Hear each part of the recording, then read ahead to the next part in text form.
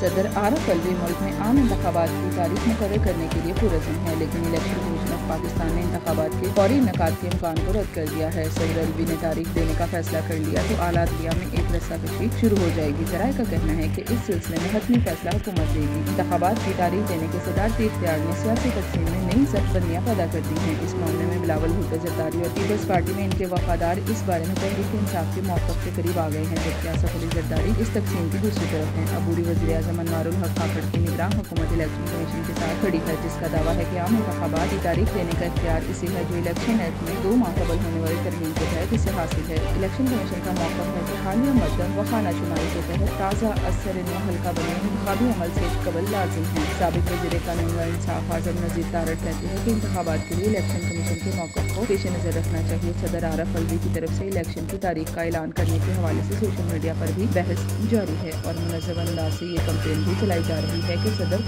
आरफ अलवी तारीख का ऐलान करके डॉलर और स्मगलिंग के खिलाफ चलने वाली कार्रवाइयों को रोकना चाहते हैं, ताकि मुल्क में डॉलर की गिरती हुई कीमत एक बार फिर बढ़ जाए।